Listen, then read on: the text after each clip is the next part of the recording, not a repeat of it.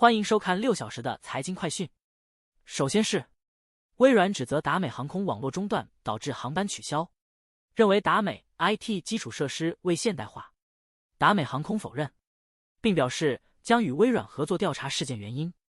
下一条 ，Rivian 将于第二季度公布财务状况，报告营收增长 76% 至 11.65 亿美元，但仍亏损，预计调整后净亏损 11.94 亿美元。公司预期其全年亏损27亿美元，但资本支出预计减少至12亿美元。Rivian 预计在今年第4季度实现微薄的毛利润。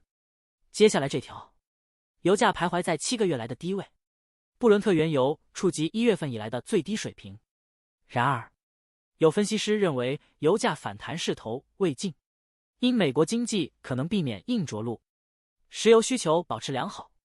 另外，中东紧张局势加剧和沙特暗示可能暂停增产，也支撑着油价。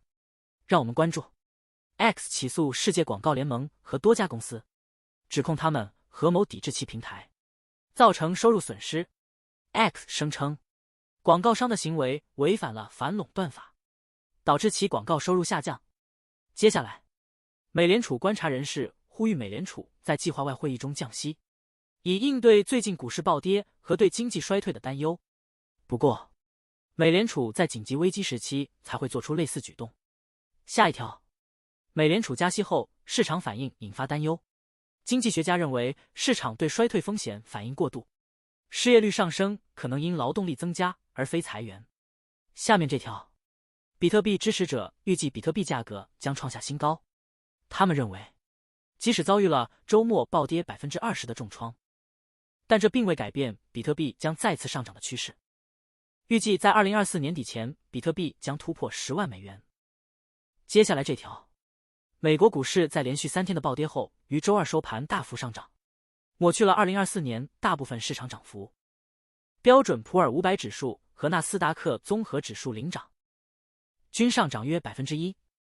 道琼斯工业平均指数收高约 0.8%， 或约300点。让我们关注 Reddit 预计第3季度营收将高于华尔街预期，表明数字广告市场的复苏将吸引新广告商入驻该社交媒体平台。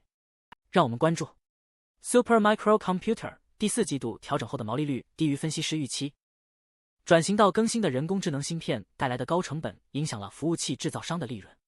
让我们关注，随着副总统哈里斯在2024年民主党总统候选人中的地位提升，此次总统选举出现逆转。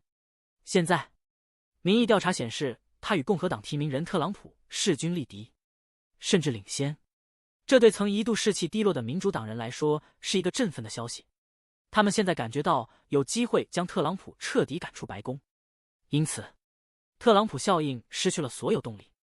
下面这条，百胜餐饮集团推出各种优惠，但只有塔可贝尔表现良好，成功吸引经济拮据的顾客。尽管麦当劳和 Chipotle 推出优惠，但塔可贝尔独特10美元套餐更有吸引力。第2季度美国同店销售额增长 5%。最后一条是，信用卡余额创历史新高，达到 1.14 万亿美元，比2021年第1季度增长 48%。虽然美国消费者债务总体高质量，但逾期率上升引发担忧。年轻人30至39岁面临较高信用卡严重逾期风险。以上是过去6小时的财经快讯，我们6小时后见。